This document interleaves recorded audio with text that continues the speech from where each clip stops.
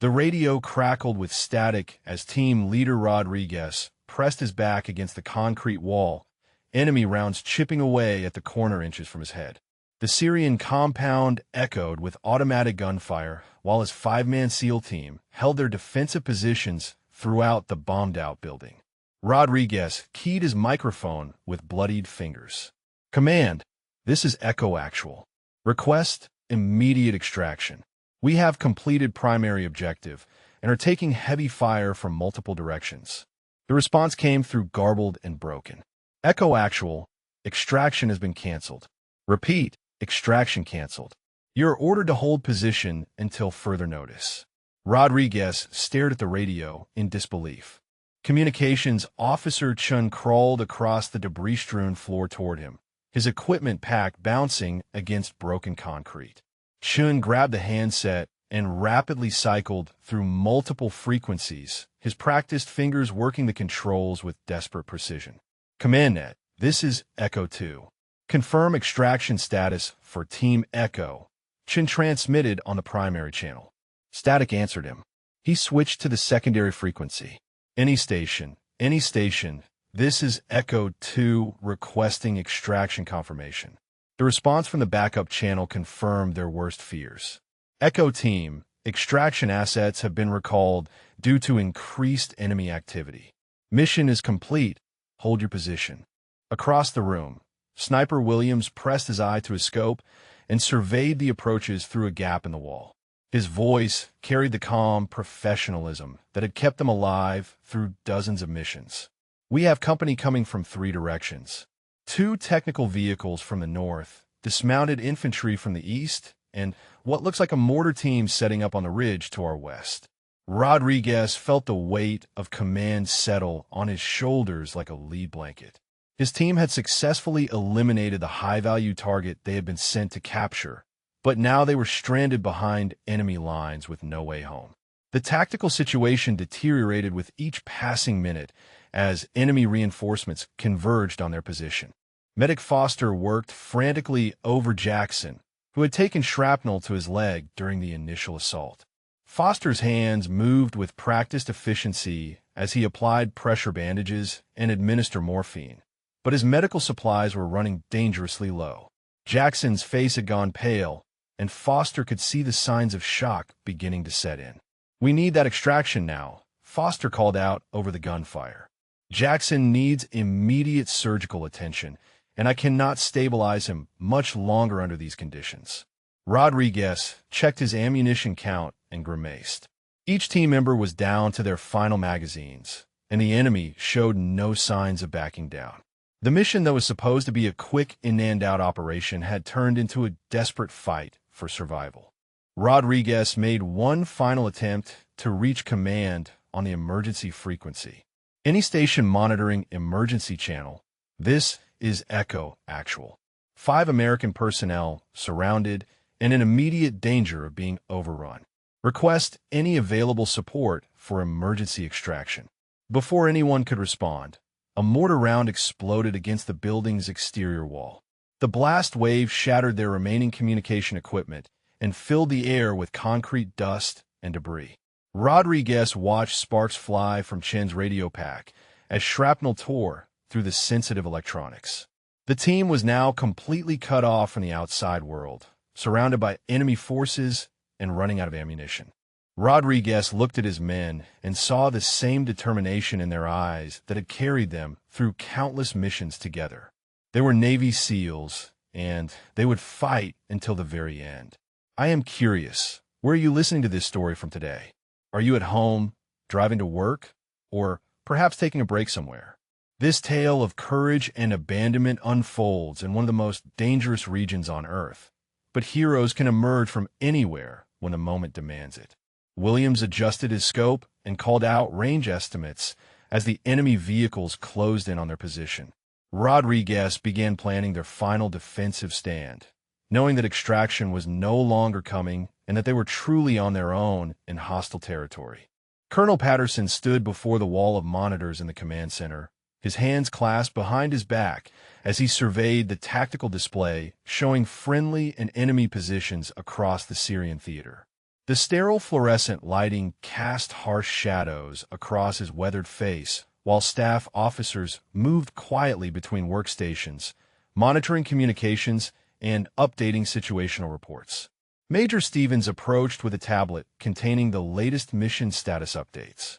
Sir, Team Echo has successfully eliminated the primary target and is requesting immediate extraction. However, enemy reinforcements are converging on their position from multiple directions. Patterson studied the display for several moments before responding. The extraction helicopters face significant risk from enemy air defenses that have been activated since the team completed their mission. We cannot justify risking additional aircraft and crews for what amounts to acceptable losses. Intelligence Officer Barnes looked up from her workstation with concern evident in her voice. Sir, Team Echo consists of 5 highly decorated operators, including 2 Medal of Honor recipients. These are not acceptable losses by any reasonable standard. Patterson turned toward Barnes with an expression that brooked no further discussion. The mission parameters were clear from the beginning. Team Echo understood the risks when they accepted this assignment. We cannot allow emotional attachment to cloud our strategic judgment. At a workstation near the back of the room, Captain Vale sat monitoring routine air patrol communications through her headset. Her assignment to communications duty was supposed to be temporary, a brief rotation before returning to flight status. But the duty had stretched into weeks of monitoring radio traffic and coordinating air support missions. Vale's attention shifted when she heard a faint transmission bleeding through on an emergency frequency. The signal was weak and distorted, but she could make out fragments of the desperate call for extraction. She quickly adjusted her equipment to isolate the signal and increase the gain on the emergency channel. Hecho actual requesting immediate extraction. Taking heavy fire from multiple directions. The transmission was barely audible through the static, but Vale recognized the tactical call sign and the urgency in the operator's voice. Patterson continued his briefing to the assembled staff officers, outlining the successful completion of the primary mission objective. The high-value target has been eliminated, and our strategic goals have been achieved. Team Echo's situation, while unfortunate, does not alter the success of this operation. Barnes tried once more to advocate for the stranded team.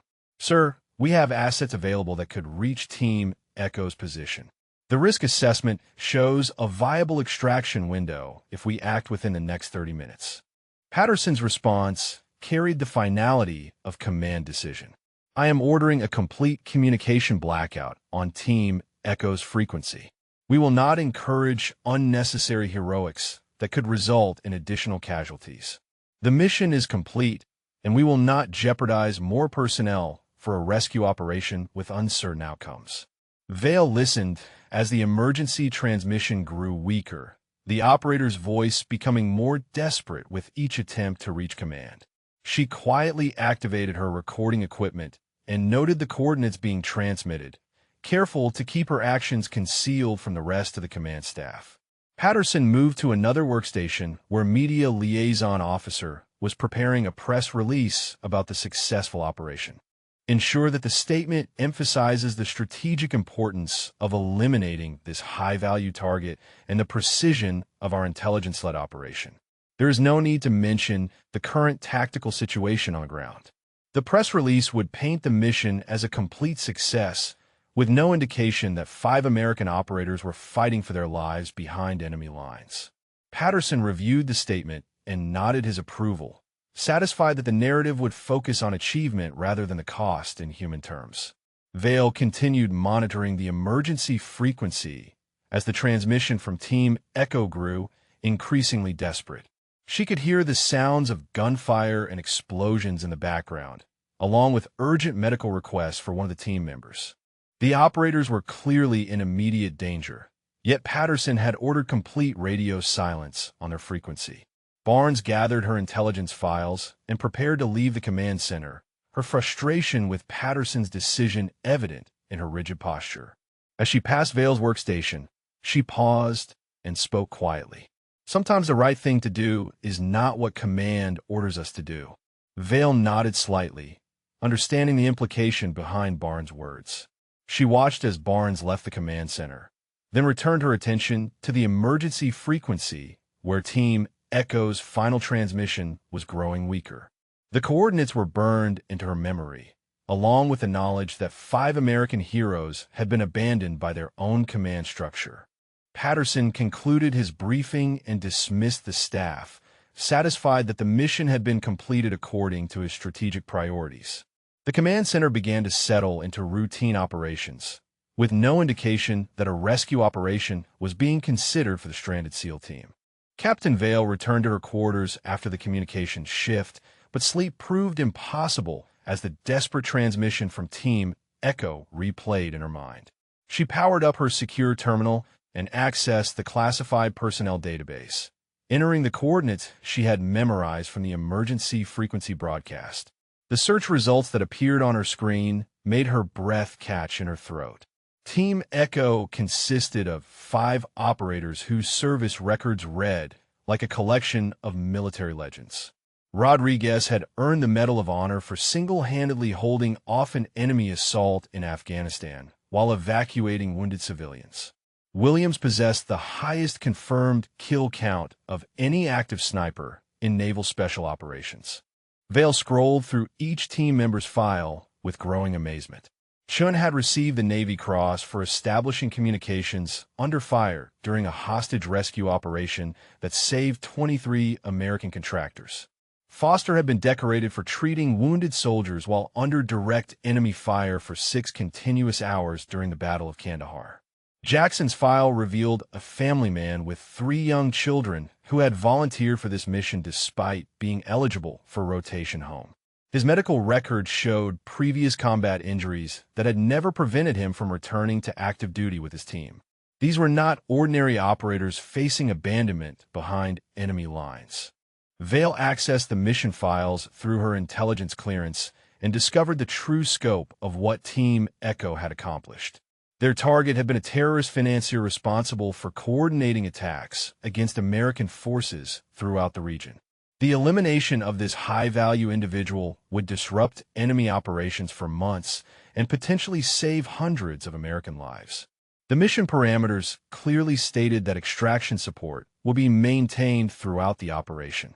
Patterson's decision to cancel the extraction directly contradicted the written orders from Pentagon Command Authority. Vale realized she was looking at evidence of a field commander making unauthorized decisions that abandoned elite personnel. She cross-referenced Patterson's communications logs and found his justification for canceling the extraction. The official record claimed increased enemy air defense activity made helicopter operations too risky. But Vale's analysis of the tactical situation showed this assessment was incorrect. Enemy air defenses in the region had actually decreased following Team Echo's successful mission. Patterson had canceled the extraction not for tactical reasons, but to avoid the political complications that would arise if a rescue operation was detected by media sources. He was willing to sacrifice 5 decorated operators to maintain operational security for a mission that had already achieved its objectives. Vale reviewed her own service record and pilot qualifications. Her specialized training included low-altitude penetration flights and combat search and rescue operations in hostile territory. She possessed clearance to operate the advanced stealth helicopter currently assigned to her flight rotation, an aircraft equipped with systems specifically designed for behind-the-scenes rescue missions. The decision crystallized in her mind as she studied Jackson's family photograph included in his personnel file. 3 young children smiled back at her from the screen, unaware that their father was fighting for his life while his own command structure had written him off as an acceptable loss. Vale accessed the flight operations database and reviewed the current helicopter assignments. Her aircraft was scheduled for routine patrol duty in 6 hours, but the mission parameters would allow her to deviate from the planned route without immediate detection. The stealth capabilities would enable her to penetrate enemy airspace and reach Team Echo's coordinates. She pulled up the tactical maps showing enemy positions and friendly forces in the region. The route to Team Echo's location would require flying through contested airspace and landing in an active combat zone. The risks were substantial, but Vale had trained extensively for exactly these types of rescue operations. The personnel files remained open on her screen as Vale weighed her options. Following orders meant allowing 5 heroes to die abandoned by their own command. Violating orders meant risking court-martial and the end of her military career. The choice seemed clear when she considered the alternative outcomes. Vale began planning her unauthorized rescue mission, studying approach routes, and calculating fuel requirements for the extended flight into enemy territory. She would need to falsify her flight plan and launch during a shift change to avoid immediate detection from the command center. The faces of Team Echo stared back at her from their service photographs. 5 men who had dedicated their lives to serving their country and protecting their fellow Americans. Patterson might be willing to abandon them, but Vale refused to let politics determine whether heroes lived or died. She closed the personnel files and began preparing her equipment for an unauthorized combat rescue operation. In 6 hours, she would either save 5 lives or join them in facing the consequences of doing what was right instead of what was ordered. The choice had been made the moment she saw Jackson's children smiling from their family photograph. Captain Vale moved through the pre-flight preparations with methodical precision, her hands steady despite the magnitude of what she was about to undertake. The stealth helicopter sat on the tarmac in the pre-dawn darkness, its advanced systems humming quietly as she completed the startup sequence. The shift change had begun exactly as scheduled, providing her with a narrow window of opportunity. She submitted a falsified flight plan indicating a routine reconnaissance patrol along the northern border, well away from Team Echo's actual coordinates. The route would appear normal to air traffic control until she deviated toward enemy territory, by which time she would be too far committed to recall without completing the mission. Meanwhile, 50 miles behind enemy lines, Team Echo had established a defensive position in the ruins of a bombed-out apartment building. Rodriguez counted their remaining ammunition and grimaced at the results. Each operator was down to his final magazine, with no resupply possible and enemy forces closing in from multiple directions. Foster worked frantically over Jackson, whose condition had deteriorated significantly during the night. The shrapnel wound in his leg had become infected, and Jackson's pulse was growing weaker despite Foster's continuous medical attention. Without immediate surgical intervention, Jackson would not survive another day in their current situation. Williams maintained overwatch from the building's upper floor, his sniper rifle trained on the approaches while he called out enemy movements to the team below. 2 more technical vehicles have joined the group to our north. I count at least 15 dismounted fighters moving through the rubble field to our east. They are coordinating this assault carefully. Vale lifted off into the darkness, her helicopter's stealth systems engaged to minimize radar signature. She flew low and fast toward the border, following terrain features to avoid detection by enemy air defense systems. The advanced navigation equipment showed her precise position relative to Team Echo's coordinates, still 43 minutes away at current speed. Ground Controller Stevens noticed the helicopter departure during his routine monitoring of base air traffic. He checked the flight manifest and confirmed Vale's patrol route, but something about the timing seemed unusual. Stevens made a note to verify her progress report in 30 minutes, unaware that Vale had already begun deviating from her filed flight plan. Team Echo's defensive position came under coordinated assault as enemy forces attacked from 3 directions simultaneously. Rodriguez directed the team's fire while conserving their dwindling ammunition, each shot carefully aimed to maximize effectiveness. The enemy had learned from previous encounters and was using superior numbers to overwhelm the Americans' tactical advantages. Vale received the first recall order 25 minutes into her flight, Patterson's voice crackling through her headset with barely controlled anger. "Captain Vale, you are ordered to return to base immediately. Your current heading deviates significantly from your filed flight plan, and you are approaching restricted airspace without authorization." She maintained radio silence and continued toward Team Echo's coordinates, knowing that acknowledging the order would only result in increasingly severe threats. The stealth helicopter's advanced systems allowed her to monitor enemy communications while remaining undetected, giving her real-time intelligence about the forces surrounding the SEAL team. Patterson's second transmission carried the weight of formal military discipline. Captain Vale, you are in direct violation of flight operations orders and are hereby commanded to return to base immediately. Failure to comply will result in court-martial proceedings for disobeying direct orders during combat operations. Rodriguez prepared his team for what appeared to be their final stand as enemy mortar rounds began impacting around their position. The building's structure groaned under the explosive impacts while concrete debris rained down on the defenders. Rodriguez gathered the team's sensitive equipment and began the destruction protocols to prevent intelligence from falling into enemy hands.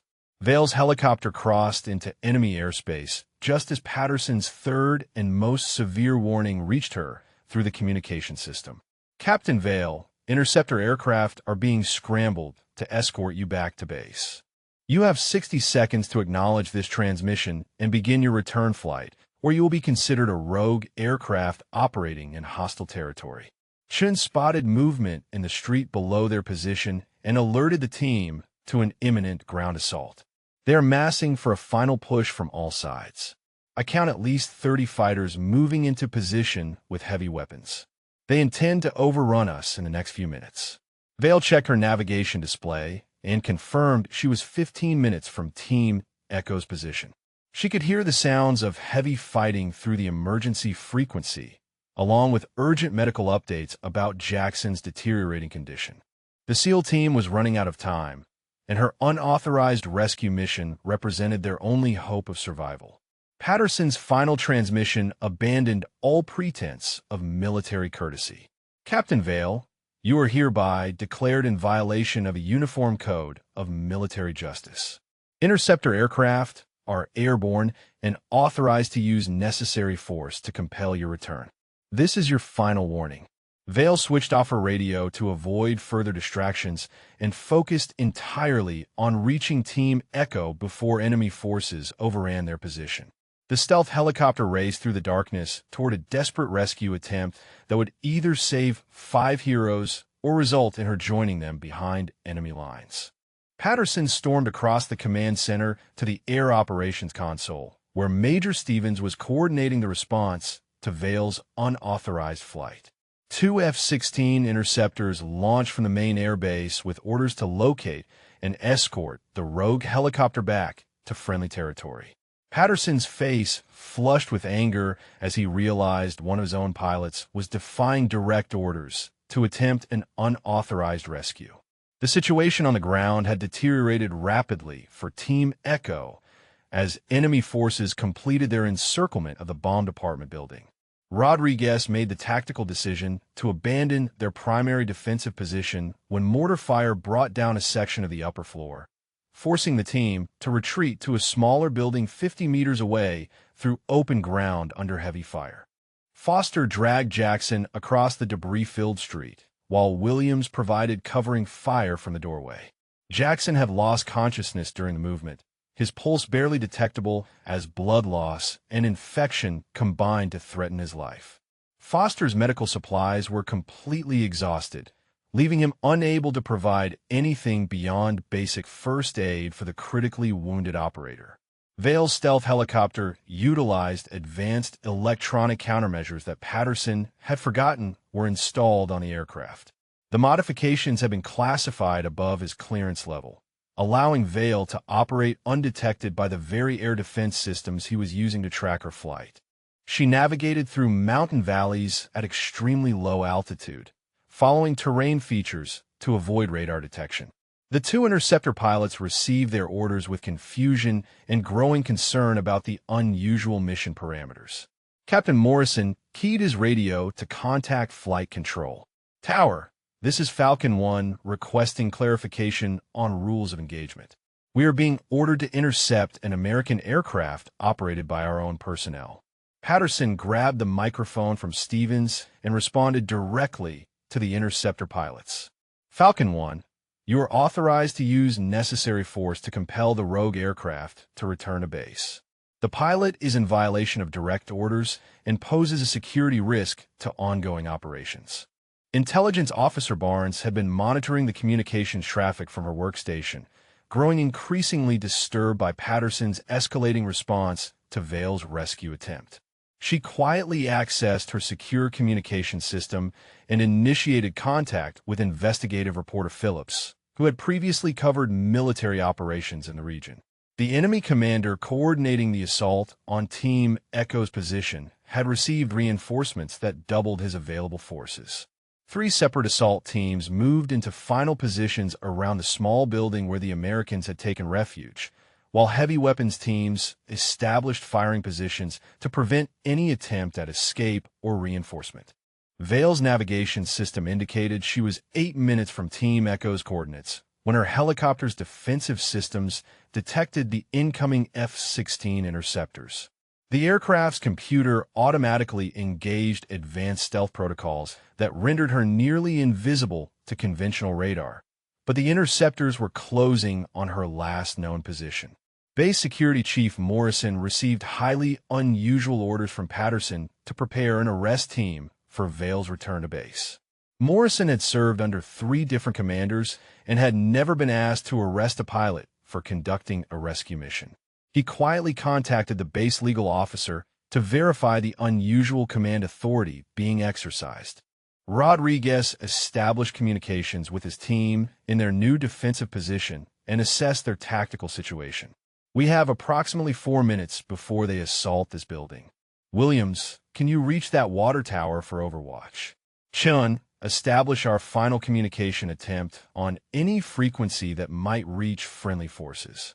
Barnes completed her secure transmission to reporter Phillips, providing him with evidence of Patterson's decision to abandon Team Echo despite Pentagon orders to maintain extraction support. The information included recordings of the original mission parameters and Patterson's subsequent orders contradicting those directives. The F-16 interceptors reached Vale's last known coordinates but found empty airspace, their radar systems unable to detect the stealth helicopter that was now only 6 minutes from Team Echo's position. Falcon 1 radioed back to base with frustration evident in his voice. "Tower, we have negative contact with the target aircraft. Advise if you have updated position information." Patterson realized his interceptors had lost contact with Vale's aircraft and turned to Stevens with barely controlled fury. "How is it possible that 2 F-16s cannot locate a single helicopter in a defined search area? This pilot is making fools of our entire air defense system." Enemy forces launched coordinated attacks on Team Echo's building from 3 directions simultaneously, using overwhelming firepower to suppress the Americans while assault teams moved closer to breaching positions. Rodriguez could hear enemy voices coordinating outside the building as they prepared for the final assault that would overrun the SEAL team's position. Vale spotted muzzle flashes and explosions marking Team Echo's location through her aircraft's advanced sensor systems. The helicopter's defensive systems warned her of multiple enemy positions surrounding the building, but she could also see that the SEAL team was still fighting and had not yet been overrun. Morrison completed his consultation with the base legal officer and learned that Patterson's orders to arrest Vale exceeded his command authority for rescue operations conducted by qualified pilots.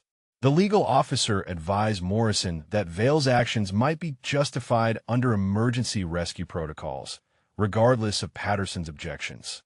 Chun managed to establish brief contact with a forward observation post on the emergency frequency and transmitted their coordinates along with confirmation that Team Echo was still operational but facing imminent overrun. The transmission lasted only seconds before enemy jamming resumed, but the message had been sent. Vale initiated her final approach toward Team Echo's position as enemy tracer rounds began reaching toward her aircraft.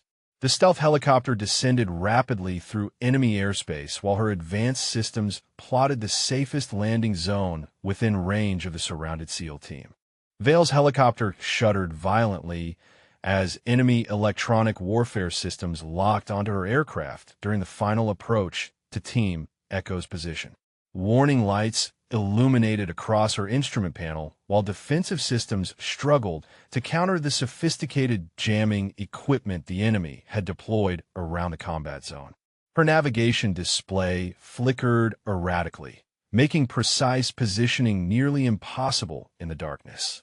The advanced stealth systems that had protected her from Patterson's interceptors became a liability as electronic interference caused multiple system malfunctions. Vale fought to maintain control as her flight computers reset repeatedly, forcing her to rely on manual flight controls while descending through heavy anti-aircraft fire toward the besieged SEAL team. Team Echo's backup communication device, their final link to potential rescue, sparked and died as enemy jamming reached critical intensity. Chun frantically worked to restore any form of communication while enemy forces prepared their final assault on the building. The sophisticated jamming equipment prevented all radio contact, leaving the team completely isolated. Rodriguez watched through a gap in the wall as enemy fighters moved into assault positions around their building. Without communication equipment, they had no way to coordinate with Vale's approaching helicopter or even confirm that rescue was actually coming. The sound of rotor blades was barely audible over the constant gunfire and explosions. Patterson's command center descended into chaos as the communication blackout he had ordered began affecting his own operations. The interceptor pilots lost contact with ground control due to the same jamming systems that were preventing Team Echo from communicating. Patterson found himself unable to coordinate the pursuit of Vale's aircraft. Major Stevens struggled to re-establish contact with the F-16 interceptors while multiple communication systems failed simultaneously. "Sir, we have lost contact with Falcon Flight due to enemy electronic warfare. The same jamming that is affecting Team Echo is now preventing us from coordinating our own aircraft." Vale's fuel gauge showed critically low levels as her helicopter's damage systems consumed more power than normal to maintain flight operations. The electronic warfare attacks had forced her engines to work harder, reducing her operational range just when she needed maximum performance to complete the rescue mission. The enemy forces surrounding Team Echo's position accidentally engaged each other when their coordination systems failed due to their own electronic jamming equipment. Two assault teams opened fire on each other in the confusion, believing they were engaging American reinforcements. The friendly fire incident provided a brief reprieve for the surrounded SEAL team. Barnes discovered that Patterson's communication blackout had severed contact with Pentagon oversight, preventing higher command from monitoring the developing situation. She realized that Patterson had effectively isolated himself from accountability by cutting the very communication links that would allow his superiors to intervene. Chin managed to activate a simple signal flare through the building's upper window, hoping that any rescue aircraft in the area would spot the infrared signature.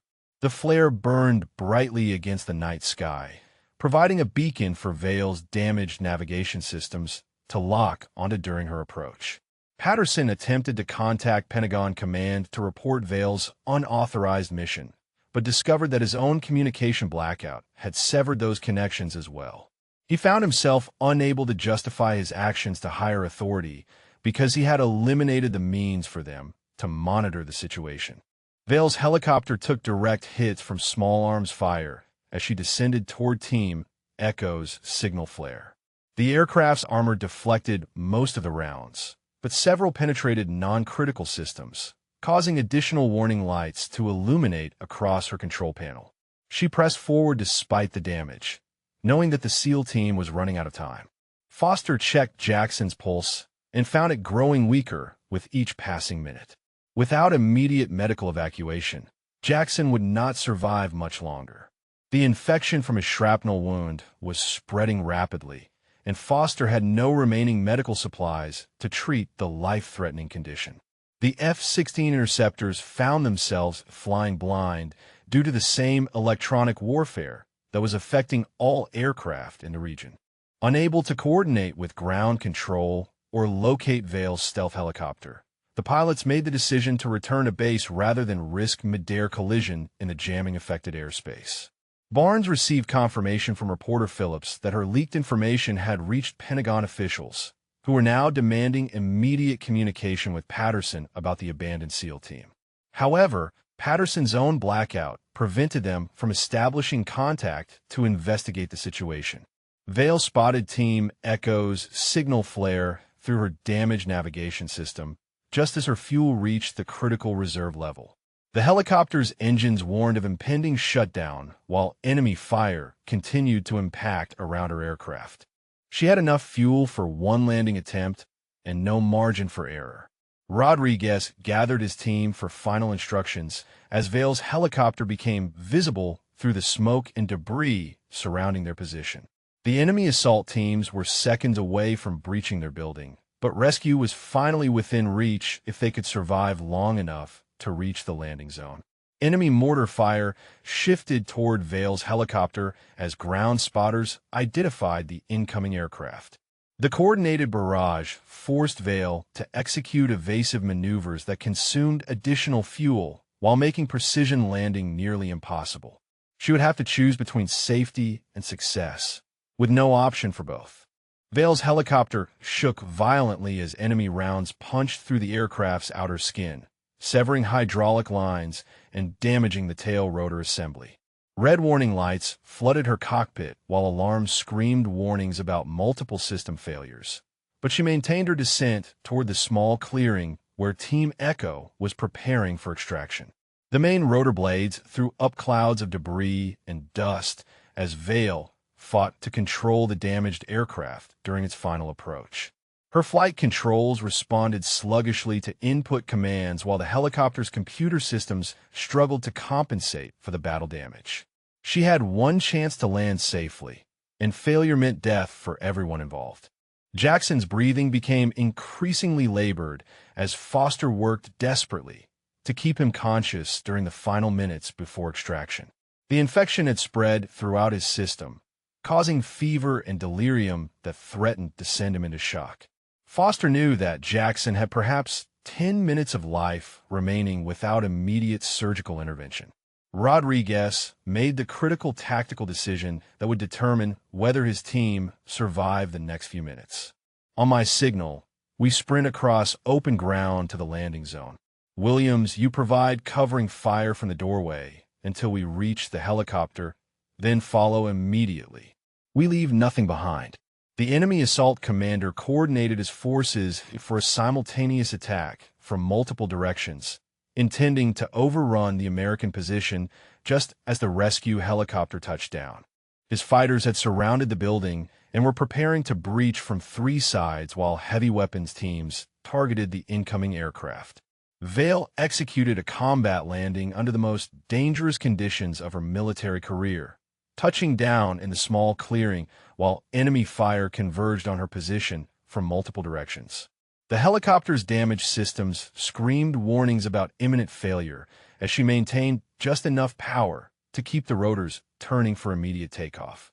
Patterson's interceptor pilots returned to base and reported their inability to locate Vale's aircraft due to electronic warfare interference. The F-16 pilots expressed confusion about their orders to engage an American rescue helicopter, questioning the legal authority for such an unprecedented command. Patterson realized his pursuit had failed completely. Foster lifted Jackson's unconscious form and prepared for the dangerous sprint across open ground to Vale's helicopter. The medic knew that moving Jackson in his current condition could worsen his injuries, but remaining in the building guaranteed death for the entire team. The choice was between certain death and possible survival. Team Echo's building came under coordinated assault as enemy fighters launched their final attack, using overwhelming firepower to suppress the Americans. Rodriguez counted down the seconds until Vale's helicopter settled into the landing zone, knowing that timing would determine whether any of them survived the next critical moments. Vale's damaged helicopter touched down hard in the clearing, the impact jarring loose additional systems while enemy mortar rounds began impacting around the landing zone. Her engines coughed and misfired as battle damage took its toll, but she managed to maintain enough power to keep the aircraft operational for extraction. Major Stevens attempted to re-establish communication with Pentagon Command, finally succeeding in reaching Colonel Hayes, who demanded immediate information about the abandoned SEAL team. Stevens realized that Patterson's actions were being investigated by higher authority, but the communication blackout had prevented proper oversight. Rodriguez gave the signal for Team Echo to begin their desperate sprint across open ground toward Vale's helicopter.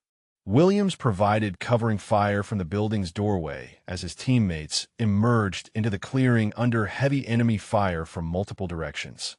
The next 30 seconds would determine whether the rescue succeeded or failed.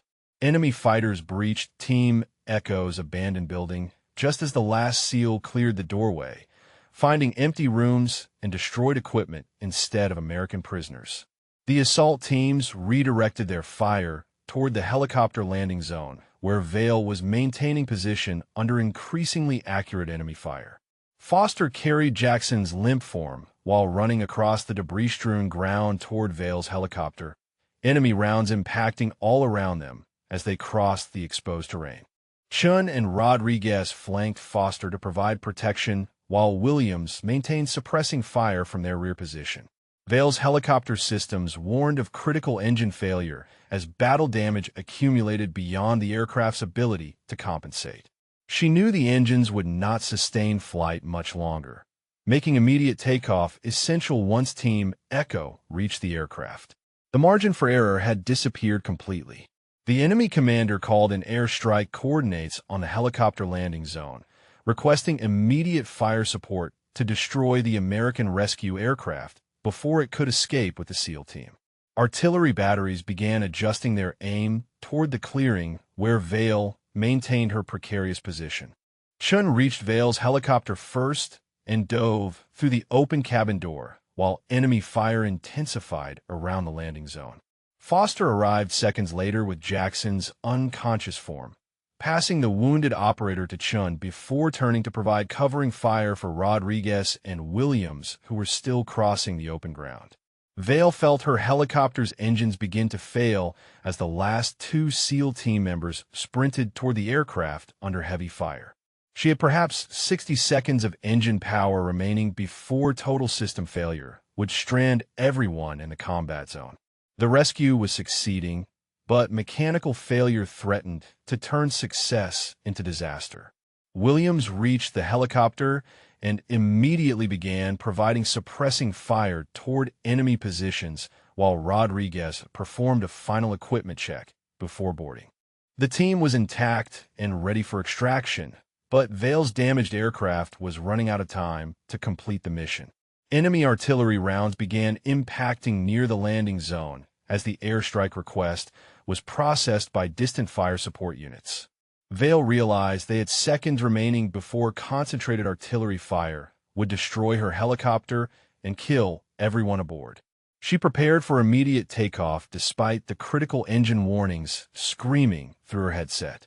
Vale's helicopter shuddered under the weight of 5 fully equipped operators as enemy fire converged on the landing zone from multiple directions. The aircraft's damaged engines struggled to generate sufficient power for takeoff, while warning systems screamed alerts about critical failures throughout the flight control systems. She had seconds to achieve lift before enemy artillery destroyed the aircraft. Rodriguez hauled himself through the helicopter's cabin door, while Williams maintained covering fire from the ground, his rifle spitting controlled bursts toward enemy positions that were advancing rapidly across the rubble-strewn terrain. The sniper's accuracy kept enemy fighters pinned down long enough for the team to complete boarding, but ammunition was running critically low. Foster worked frantically to stabilize Jackson inside the cramped helicopter cabin while Vale prepared for emergency takeoff. Jackson's pulse was barely detectable, his skin pale and cold from blood loss and infection. Foster connected a portable oxygen unit to Jackson's face mask, knowing that the wounded operator was minutes away from complete cardiovascular collapse.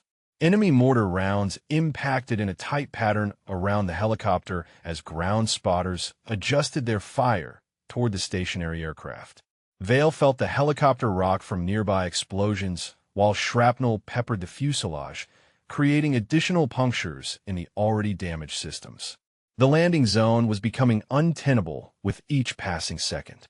Chen established final communication with any listening stations using his portable radio equipment, transmitting evidence of their successful mission completion and current extraction status. His transmission included confirmation that the high-value target had been eliminated and that Team Echo was attempting emergency evacuation under heavy fire. Williams dove through the helicopter's cabin door as enemy fighters emerged from cover and rushed toward the aircraft. The sniper immediately positioned himself at the open door to provide suppressing fire during takeoff, his rifle targeting enemy heavy weapons teams that posed the greatest threat to the escaping helicopter. Vale applied maximum power to the damaged engines while enemy rounds continued to impact around the aircraft.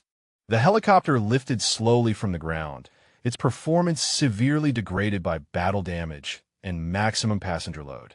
She needed altitude quickly to escape the small arms fire, but the engines were operating beyond their design limits. An enemy rocket-propelled grenade streaked past the helicopter's cockpit, missing the aircraft by inches as Vale climbed away from the landing zone. The explosion behind them sent shrapnel through the helicopter's tail section, damaging the rear rotor assembly and causing severe vibrations throughout the aircraft structure. Foster monitored Jackson's vital signs while the helicopter climbed away from the combat zone, noting dangerous fluctuations in heart rate and blood pressure that indicated imminent system failure. Jackson required immediate surgical intervention that could only be provided at a major medical facility, making rapid evacuation essential for his survival. Rodriguez coordinated with Vale through the internal communication system, providing tactical information about enemy positions and potential threats during their escape route. His experience with helicopter operations helped Vale optimize their flight path while avoiding known enemy air defense sites throughout the region.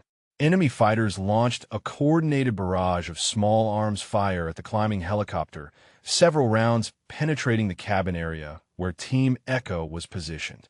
Chen took a grazing wound to his shoulder but continued operating his communication equipment, maintaining contact with friendly forces about their extraction status. Vale's helicopter cleared the immediate combat zone, but continued to lose altitude due to progressive engine failure caused by battle damage.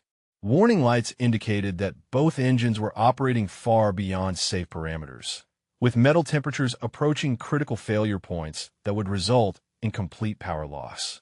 The aircraft's tail rotor assembly suffered additional damage from the RPG near miss, creating severe control problems that made straight flight nearly impossible. Vale fought constantly with the flight controls to maintain heading while the helicopter wanted to spin uncontrollably due to the asymmetric rotor damage. Williams spotted enemy vehicles pursuing their flight path and alerted Vale to potential ground-based air defense threats along their escape route. Several technical vehicles equipped with heavy machine guns were attempting to intercept the damaged helicopter before it could reach friendly territory, forcing Vale to alter course repeatedly.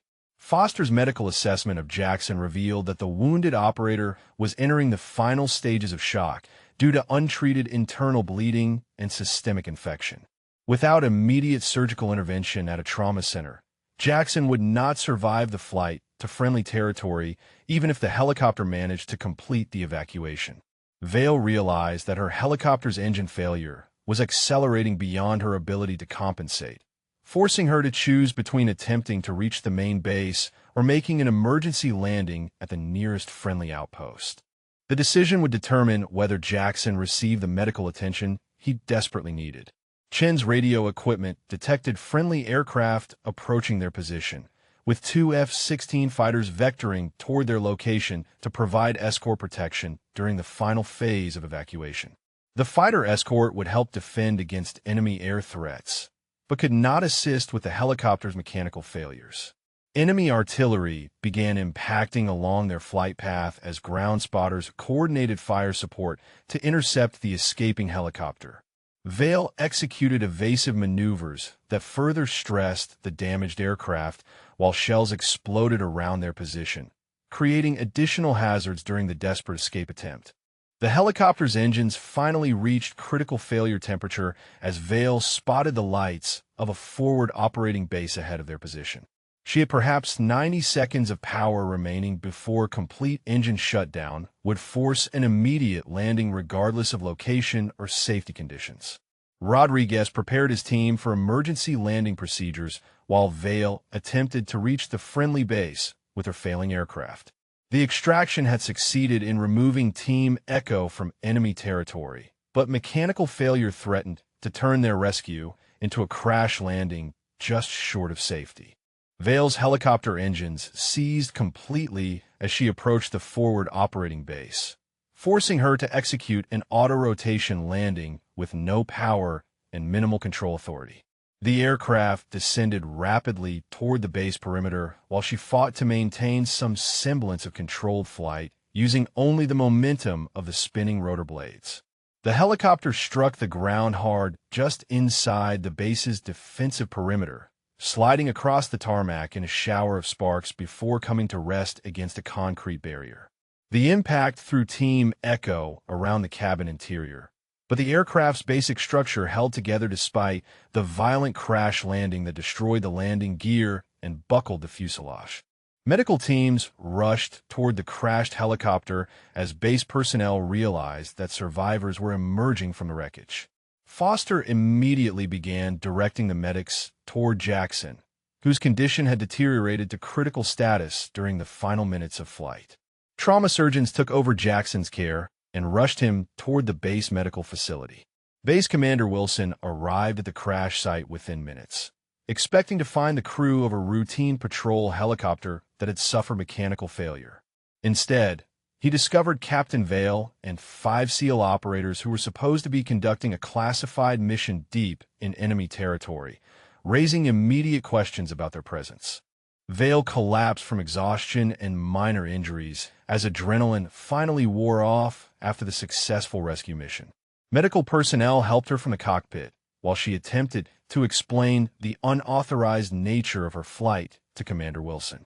Her actions had saved 5 lives, but violated direct orders from Colonel Patterson. Wilson examined the helicopter's battle damage and realized that Vale had flown a combat rescue mission into hostile territory without authorization.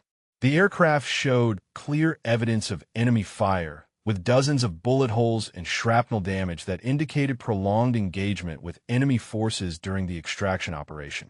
Rodriguez briefed Wilson on Team Echo's mission status and the circumstances that led to their abandonment by Colonel Patterson. The SEAL team leader provided evidence that their original extraction had been canceled for political rather than tactical reasons, leaving 5 decorated operators stranded behind enemy lines. Wilson immediately contacted Pentagon Command through secure communication channels, bypassing Patterson's authority to report directly to Colonel Hayes about the situation. Wilson's report included details of Vale's unauthorized rescue mission and Patterson's decision to abandon Team Echo contrary to established protocols. Foster worked alongside base medical personnel to stabilize Jackson, whose infection had reached life-threatening levels during the extended time behind enemy lines. Emergency surgery was required immediately to treat internal bleeding and systemic infection that would have killed Jackson within hours without proper medical intervention. Pentagon Colonel Hayes received Wilson's report with growing concern about Patterson's command decisions and Vale's unauthorized response. Hayes ordered an immediate investigation into the circumstances surrounding Team Echo's abandonment and Patterson's violation of Pentagon extraction protocols.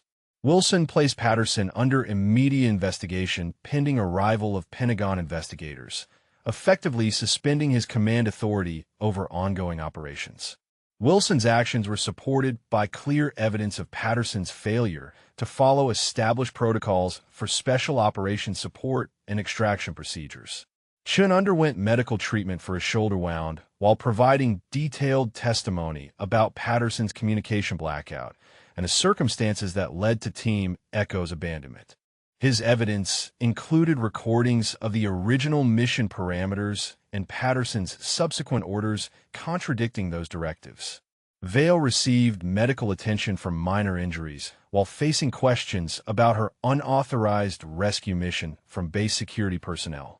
Wilson made the decision to treat Vale as a whistleblower rather than a criminal, recognizing that her actions had exposed serious command failures that required investigation.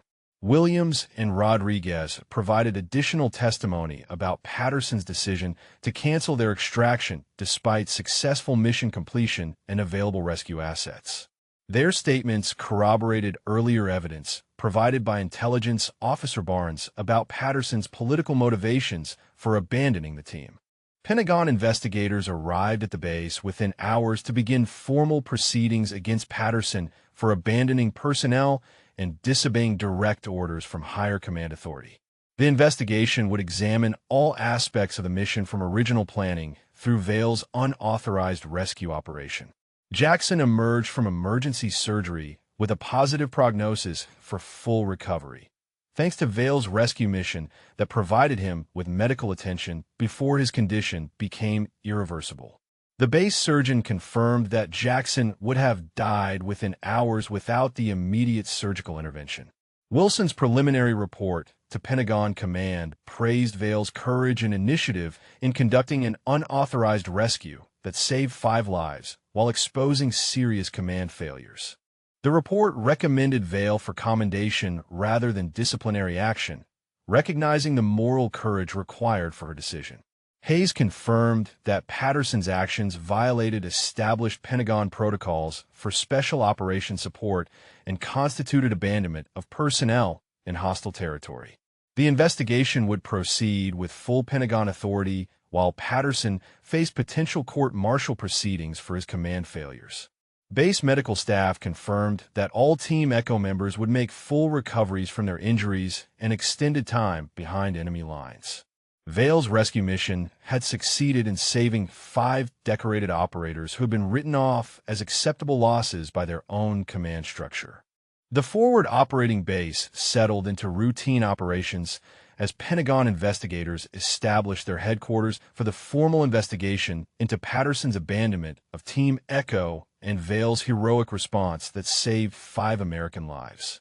Pentagon investigator General Morrison arrived at the forward operating base with a team of military justice specialists to conduct formal interviews with all personnel involved in Team Echo's abandonment and subsequent rescue. Morrison's reputation for thorough investigation and intolerance for command failures preceded him, ensuring that the truth would emerge regardless of political considerations. Rodriguez provided detailed testimony about Team Echo's successful mission completion and Patterson's subsequent cancellation of their extraction support. The SEAL team leader presented evidence that their high-value target had been eliminated according to mission parameters, making Patterson's abandonment decision incomprehensible from a tactical standpoint.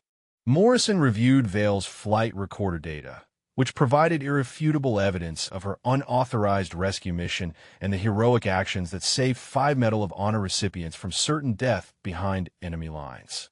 The recordings documented Vale's deliberate violation of Patterson's orders to conduct a combat rescue under the most dangerous possible conditions.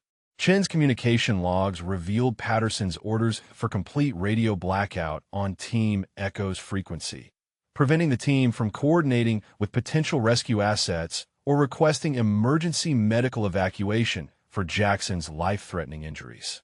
Morrison recognized this as evidence of deliberate abandonment rather than tactical necessity.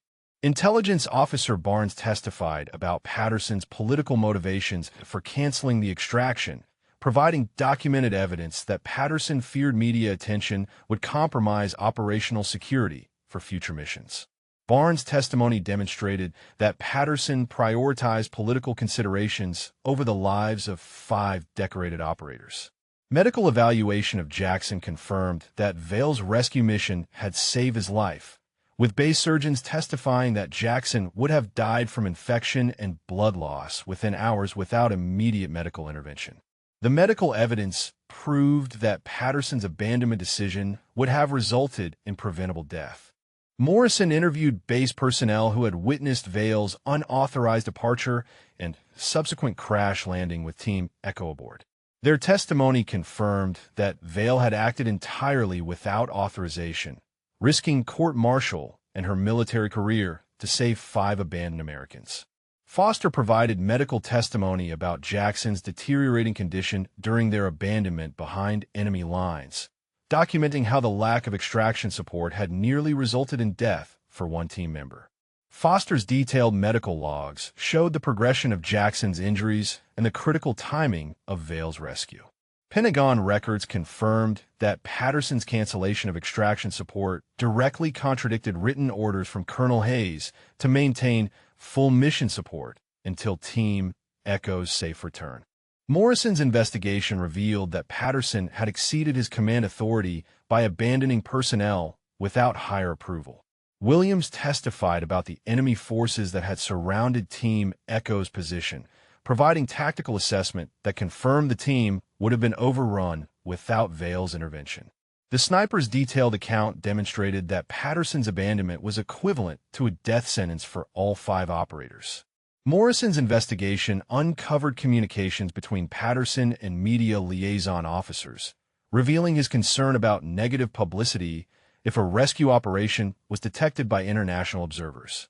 The evidence showed Patterson had prioritized public relations over the lives of 5 Medal of Honor recipients. Barnes leaked information to reporter Phillips had reached Pentagon officials, creating external pressure for accountability that prevented Patterson from covering up his abandonment decision. Morrison confirmed that civilian oversight had played a crucial role in exposing the command failures. Vale's testimony revealed her discovery of Team Echo's heroic service records and her moral decision to violate orders rather than allow 5 heroes to die abandoned by their own command. Morrison recognized Vale's actions as an example of the highest military values overriding blind obedience to unlawful orders. International media coverage of the story, initiated by Barnes' leak, had created diplomatic pressure for the Pentagon to demonstrate accountability for abandoning elite personnel. Morrison's investigation was being conducted under intense scrutiny from allies who questioned American commitment to military personnel. Colonel Hayes provided testimony from Pentagon Command confirming that Patterson's actions violated established protocols and exceeded his command authority. Hayes' statement established that Patterson had acted contrary to direct orders from higher command, making his abandonment decision both unauthorized and unlawful. Morrison reviewed enemy intelligence gathered during Team Echo's mission, confirming that their elimination of the high-value target had disrupted terrorist financing operations throughout the region. The successful mission made Patterson's subsequent abandonment even more inexcusable from both tactical and strategic perspectives. Base Commander Wilson testified about Vale's condition upon crash landing, describing her exhaustion and injuries sustained during the unauthorized rescue mission. Wilson's account emphasized Vale's personal sacrifice and physical courage in conducting the combat rescue operation. Security camera footage from the base confirmed the timeline of events surrounding Vale's unauthorized departure and subsequent return with Team Echo. The visual evidence corroborated testimony from multiple witnesses about the rescue mission's success despite overwhelming odds. Morrison concluded his investigation by recommending Vale for the Distinguished Flying Cross, while recommending court-martial proceedings against Patterson for abandonment of personnel and violation of direct orders. The investigation had revealed clear evidence of heroism and command failure that demanded appropriate consequences. The formal investigation report documented Patterson's systematic abandonment of 5 decorated operators for political reasons, contrasted with Vale's heroic violation of orders to save their lives. Morrison's findings would form the basis for military justice proceedings that would hold both officers accountable for their actions. The court-martial proceedings against Colonel Patterson convened at the Pentagon with full military honors accorded to the process, ensuring that justice would be both thorough and visible to international observers. Military Judge Colonel Anderson presided over the tribunal that would determine Patterson's fate for abandoning Team Echo and violating direct orders from Pentagon Command. Patterson's defense attorney attempted to argue that his cancellation of extraction support was a reasonable tactical decision based on increased enemy activity, But General Morrison's investigation had thoroughly debunked this justification. Evidence presented to the court showed that Patterson's decision was motivated by political concerns rather than legitimate tactical considerations. Vale stood at attention in the Pentagon's ceremonial hall as General Hayes prepared to present her with the Distinguished Flying Cross for extraordinary heroism in conducting an unauthorized rescue mission. The 5 members of Team Echo stood behind her in full dress uniform, living testimony to the courage that had saved their lives against impossible odds. Rodriguez addressed the court during Patterson's trial, providing detailed testimony about Team Echo's successful mission completion and the circumstances of their abandonment.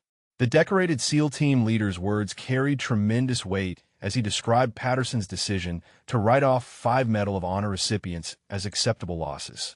Pentagon officials announced new protocols that would prevent field commanders from abandoning special operations personnel without explicit authorization from the highest levels of command. The new procedures included redundant communication systems and mandatory oversight that would ensure no future Team Echo situations could occur. Jackson appeared at Vale's awards ceremony walking without assistance. His recovery complete thanks to the medical attention made possible by her rescue mission. He personally thanked Vale during the ceremony, acknowledging that her courage had not only saved his life, but allowed him to return home to his 3 young children. The military tribunal found Patterson guilty on all charges, including abandonment of personnel, violation of direct orders, and conduct unbecoming an officer. Colonel Anderson delivered the verdict with a gravity appropriate to such serious breaches of military duty and the trust placed in field commanders. Vale's Distinguished Flying Cross citation read in part that she had demonstrated extraordinary heroism by conducting an unauthorized combat rescue mission that saved 5 American lives while risking her own career and safety. The award recognized her moral courage in choosing to do what was right over what was ordered. International allies expressed formal approval of the Pentagon's handling of the Patterson case, viewing the court-martial as evidence that the American military maintained accountability even for senior officers. The proceedings helped restore confidence in American commitment to military personnel among coalition partners. Patterson received a sentence of dismissal from service with forfeiture of all pay and allowances, effectively ending his military career in disgrace. The tribunal sentence sent a clear message that abandoning personnel for political reasons would not be tolerated at any level of command. Team Echo returned to active duty with enhanced extraction protocols that included multiple redundant communication systems and mandatory Pentagon oversight for all special operations missions. The new procedures ensured that no field commander could unilaterally abandon elite personnel as Patterson had done. Foster testified during the sentencing phase about Jackson's near-death condition and the medical consequences of Patterson's abandonment decision. The medic's testimony emphasized that Patterson's actions had nearly resulted in preventable death for a decorated American warrior. Vale received assignment to the Pentagon's Special Operations Command as an instructor pilot responsible for training rescue specialists in combat extraction techniques. Her new position would ensure that future pilots learned the skills and moral courage necessary to conduct rescue operations under the most challenging conditions. Barnes received commendation for her role in exposing Patterson's command failures through her leak to investigative reporter Phillips. Pentagon officials recognized that her actions had been essential in bringing accountability to a situation that might otherwise have been covered up. Williams and Shun provided victim impact statements during Patterson's sentencing, describing the psychological effects of being abandoned by their own command structure. Their testimony illustrated the broader consequences of Patterson's actions beyond the immediate physical danger. Pentagon Command implemented mandatory ethics training for all field commanders, using Patterson's case as an example of how political considerations must never override the welfare of military personnel. The training emphasized the moral courage required to make difficult decisions under pressure. Security Chief Morrison received promotion for his role in questioning Patterson's unusual orders and supporting the investigation that led to accountability. Pentagon officials recognized that Morrison's willingness to challenge authority had been crucial in exposing the command failures. Base Commander Wilson received formal recognition for his decision to bypass Patterson's authority and contact Pentagon Command directly about the rescue situation. Wilson's actions had ensured that higher authority could intervene to correct Patterson's abandonment decision. Reporter Phillips received a military journalism award for his coverage of the Team Echo story, which had created public pressure for accountability and transparency in military operations. The Pentagon acknowledged that civilian oversight had played a positive role in ensuring justice. Vail's rescue of Team Echo became required study material in military leadership courses worldwide, demonstrating the importance of moral courage over blind obedience to orders. Military academies incorporated her story into their curricula as an example of principled leadership under extreme pressure. The formal ceremonies concluded with Team Echo presenting Vail with a unit citation expressing their eternal gratitude for her decision to answer their final transmission when their own command had abandoned them. The citation would hang in Vail's office as a reminder that sometimes the right thing to do requires violating orders to save lives. Captain Vail returned to flight duty 6 months later with a reputation that preceded her wherever she served, known throughout the military as the pilot who had risked everything to answer a final transmission from abandoned heroes. Her new assignment, training rescue pilots at the Pentagon's Special Operations Command, ensured that future generations would learn both the technical skills and moral courage required for combat rescue operations. Team Echo completed 3 successful missions over the following year, each operation conducted under the enhanced extraction protocols that had been implemented following Patterson's court-martial. The new procedures included redundant communication systems and mandatory Pentagon oversight that prevented any field commander from unilaterally abandoning special operations personnel. Patterson's case became required study material in military ethics courses at academies worldwide, serving as a cautionary example of how political considerations must never override the welfare of military personnel. His dismissal from service demonstrated that even senior officers would face accountability for abandoning troops under their command. Jackson made a complete recovery from his injuries and returned to active duty with Team Echo, his survival serving as living proof of Vail's heroic rescue mission. He kept a photograph of Vail's damaged helicopter on his desk as a reminder of the courage that had brought him home to his 3 children. The emergency communication systems developed following the Team Echo incident prevented similar abandonment situations in 12 subsequent special operations missions. Field commanders now faced multiple layers of oversight that made it impossible to isolate elite units without Pentagon authorization and support. Vail received a handwritten letter from Jackson's eldest daughter thanking her for bringing Daddy home from his dangerous mission. The child's simple words carried more weight than any military decoration, reminding Vail that her decision to violate orders had preserved a family and demonstrated the highest values of military service. Barnes continued her intelligence work with enhanced authority to report command failures directly to Pentagon oversight, ensuring that future Patterson-type situations would be exposed before they could endanger American personnel. Her leak to reporter Phillips had established important precedents for accountability in military operations. The stealth helicopter technology that had enabled Vail's rescue mission was upgraded and deployed to additional rescue units, providing enhanced capabilities for future combat search and rescue operations in hostile territory.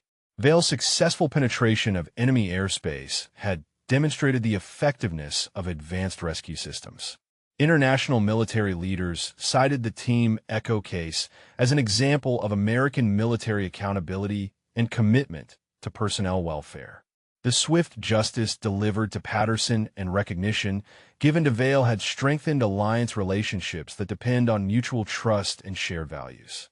Rodriguez continued leading Team Echo on classified missions with the confidence that his team would never again face abandonment by their own command structure. The enhanced protocols ensured that special operations personnel could focus entirely on their missions without concern about political interference. Williams retired from active duty and accepted a position training military snipers, often telling his students about the night a lone pilot had answered their final transmission when everyone else had given up hope. His story inspired countless young soldiers to understand that courage sometimes requires violating orders to do what is right. Foster established a combat medical training program that emphasized the importance of never abandoning wounded personnel, using Jackson's near-death experience as an example of how political decisions can have life-or-death medical consequences. His training saved lives in subsequent operations where medical evacuation was critical.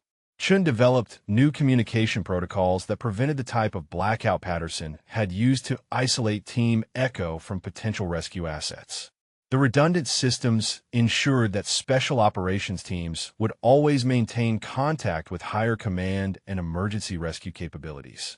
Vale's story spread throughout the military as an example of moral courage overriding institutional pressure, inspiring countless service members to choose principle over convenience when facing difficult decisions. Her legacy demonstrated that individual courage could correct institutional failures and save lives. The forward operating base where Vale had crash-landed established a memorial garden honoring her rescue mission and Team Echo service, creating a permanent reminder that heroes emerge when ordinary people choose to do extraordinary things under impossible circumstances. Years later, military historians would record Vale's unauthorized rescue of Team Echo as a defining moment that strengthened military accountability and demonstrated the enduring power of moral courage in the face of institutional failure. Her decision to answer their final transmission had saved 5 lives and inspired countless others to choose honor over orders when the moment demanded it.